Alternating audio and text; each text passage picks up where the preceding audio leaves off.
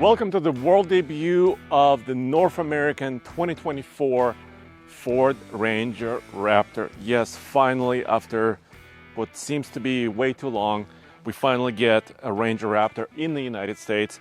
And in this video, this is my first hands-on with the US version of the truck, because it does exist elsewhere in other countries already, but finally it's here. So we can go over power, features, but I think you also want to know how it compares against the competition. So as I'm walking around the new truck, I'm also going to bring in the Toyota Tacoma TRD Pro. I'm going to talk about the Colorado ZR2 and of course the Jeep Rubicon Mojave Gladiator, because this truck is special, unique, but it has to compete against those trucks. So let's go point by point and see exactly how it compares. So first of all, let's take a look at this new color here as well. It's a green, but it kind of changes color with a different light.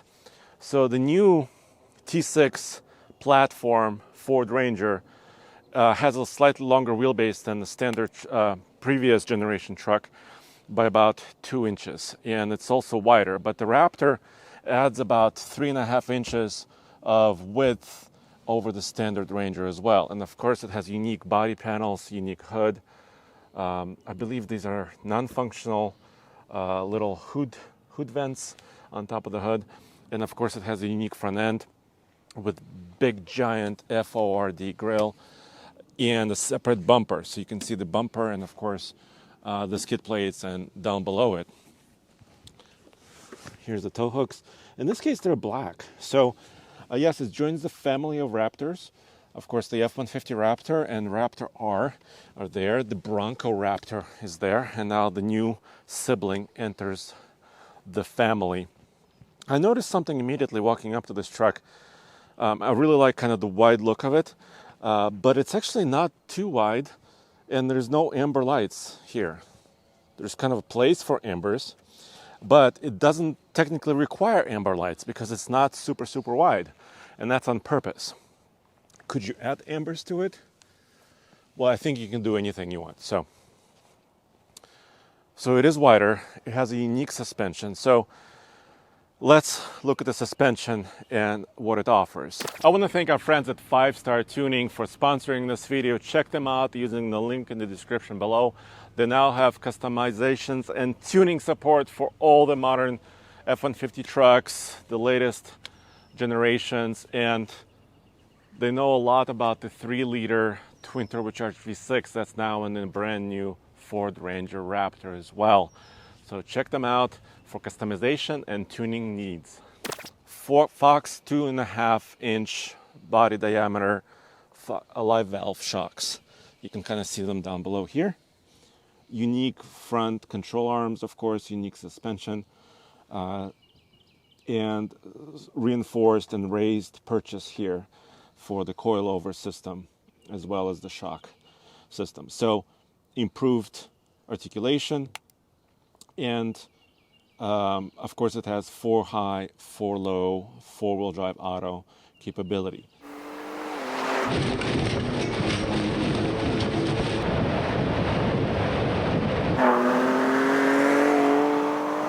So how does the suspension compare to the others? So I mentioned a few. The Toyota Tacoma TRD Pro also uses Fox 2.5 diameter body shocks, but it doesn't have the live valve feature. The live valve is this valve down below that can be adjusted in real time by the computer system itself or the driver selected modes as well.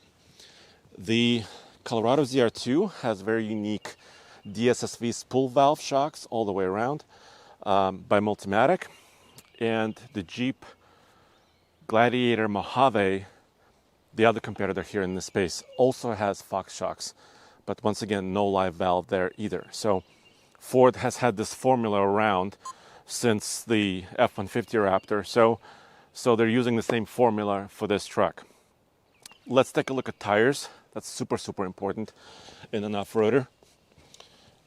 This is a kind of a new wheel design. This is showing the beadlock capable ring. So this is a decorative ring. You can replace it and make it a true beadlock. But this also features a new tire. This is the KO3, not a KO2, not a KM3 tire, a KO3 tire. And it's 33 inches in diameter, basically. This is a 285/70 R17. How does it compare to the Colorado ZR2?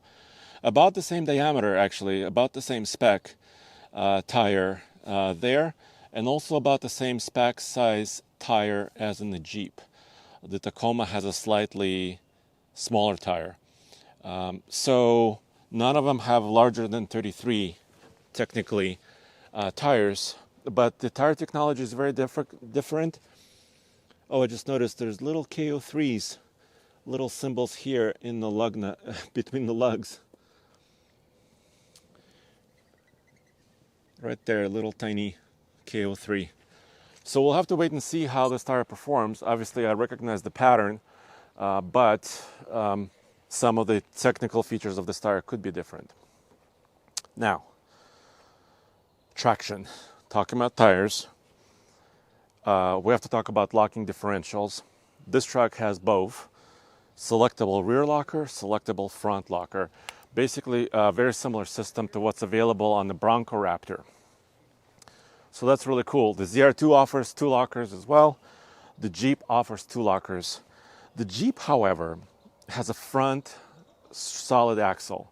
All the other trucks in the segment, in the midsize segment, have independent front suspension. So the Jeep is a little bit different because the Jeep also offers front disconnectable sway bar and a little bit more articulation where you can kind of put those front tires in awkward positions and still make contact with the earth so you can get a little bit more traction. So Jeep is its own thing. Jeep also has a much longer wheelbase. It's over like 134 inches. This is a 128-inch wheelbase. So the Jeep is much longer overall, so it doesn't offer as good of a breakover angle as this new Ranger Raptor. Of course, unique style in the back as well. You can kind of see bulging fenders on here on the bedside. You can see the front fender down below, down up there. And also here, unique bumper, dual exhaust pipes, recovery points, tow hooks. This is very, very true to the Raptor formula. Let's talk about towing. This is still a truck, so it does need to do a bit of towing. Looks like a unique hitch design. I kind of like this. These hoops seem to be pretty accessible, but this is odd. This has the wiring, the 7-pin connector and the 4-pin connector, which are below the bumper. And technically, I would say, my gosh, this could be ripped off if you're descending a big rock and you're touching this. But this is solid steel, and I think it's in line with this hitch lower hooks. It's just a little bit lower. So I'll have to watch out for this when we maybe take this truck to Moab, Utah, or some other rock crawling. I want to watch out for this and see if this gets damaged or not damaged. Then I have to get down here. Because look, you see this point here on the axle? This is a very unique suspension setup in the back. It's called Watts Link. It's not related to kilowatts or energy. It's called the Watts Link, and it basically locates the axle this way, and there's also trailing arms that locate the axle kind of longitudinally, and of course the coilover shocks are here. You could see them. Also, of course, live valve Fox 2.5s. They say this offers great cornering stability, articulation is still here, and just overall control for the suspension system. I've never driven one before. Haven't been to Australia long enough to actually try out one of these systems, but now it's in the US, so I'll get to try it out pretty soon. So that's very interesting on the rear axle.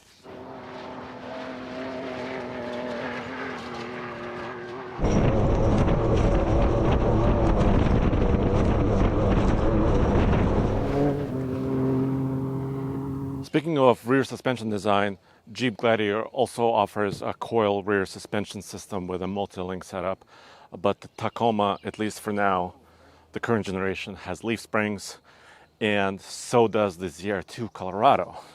So those are some of the choices. And also in the new Colorado ZR2, the shocks are outboard of the frame, like in this Raptor. That's important for clearance down below.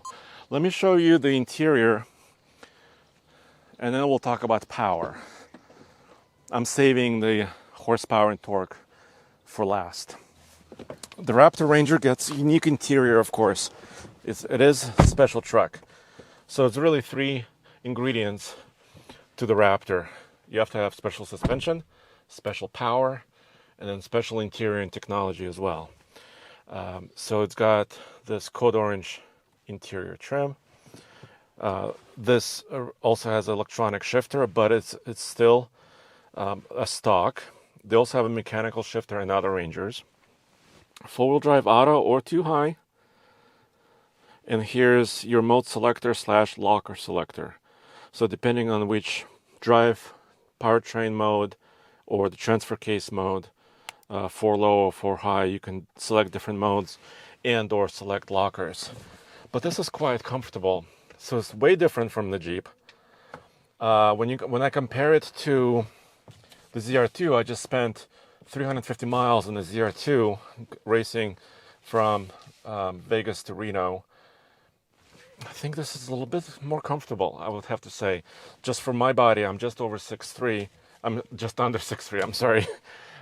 Just for my body structure, I feel like I'm sinking into the seat a little bit more, and I have a little bit more bolstering. Although the ZR2 seat was really comfortable over the long journey. Also here I have auxiliary switches. This is very cool because, for example, in the Colorado ZR2, there's only 3 auxiliary switches, which are optional, and they're kind of hidden on the lower left by your left knee. And this is very accessible, and there's also 6 of them. So if you have extra lights or extra accessories, you can always select that. So I think it has a lot of useful features, and maybe one of the more comfortable, really, and also kind of pleasing to the eye interiors of any midsize truck. The Jeep Gladiator is very unique, and the Tacoma are quite unique. The Jeep, you're sitting a little bit closer to the windshield because it's more upright. And the Tacoma, I've never fit well in the Tacoma before. So just some of the differences there. Let's take a look at the power and also payload. That's very important. I'm liking what I'm seeing. 1,349 pounds on this particular Ranger Raptor. That's the payload rating for this truck. And this is quite pleasing because if you take a look at the ZR2 Colorado, even the Canyon AT4X, which is a kind of a cousin truck for the Colorado, if you take a look at the TRD Pro Tacoma, or even the Jeep, this payload capability is usually around 1,000 pounds. Sometimes it's 1,100 pounds, sometimes it's just below 1,000 pounds. Having extra 300 pounds of payload is really important. That means you can put a rack system here with additional equipment, you can bring more people or whatever you want, but that's quite nice. But it comes at a price. This truck is already pretty heavy. It's one of the heavier trucks in the segment as far as curb weight. It's around 5,300 pounds at the curb. It does have a higher gross vehicle weight rating. That's how it gets the payload, of course, with the shock and spring tuning. But this is special. There's extra wiring here because this truck is hooked up when it's on, so we could charge the battery because it's here at this first introduction event. But this is a 3-liter twin turbocharged V6 in the midsize truck with about 405 horsepower, just over 400 horsepower, and 430 pound-feet of torque. Of course, it's made it to a 10-speed automatic transmission, and all new Rangers have the automatic transmission. Having over 400 horsepower in the midsize truck from the factory up to now has been unheard of, right? You look at the Tacoma, it's got 278 horsepower. You look at the Colorado, the new 2, 310 horsepower.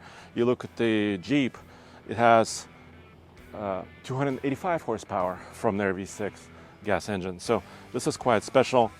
And because it's rolling on 33s, not 35s or 37s, I can't wait to drive this one because it will be quite quick, I'm predicting. Although it is heavy, it is related to the Bronco Raptor, of course. You know, similar shock design, the engine is similar, but of course there's a lot of differences down below. But the Bronco Raptor is on 37s and this is not. So I think this will be quicker than the Bronco, that's my impression. It's also lighter than the Bronco Raptor. So, and by the way, the towing number on this truck is 5,510 pounds, which is just above where the Desert Boss ZR2 is, but just below the ZR2 at 6,000 pounds. So still good towing capability. The new 2024 US spec Ford Ranger Raptor starts at $56,960, including destination. This is a lot of money, but it's also on par with where the GMC Canyon AT4X starts, as well as the Jeep Gladiator Rubicon and Mojave. So let me know what you think in the comments below, and check out alltfl.com for everything automotive in one place.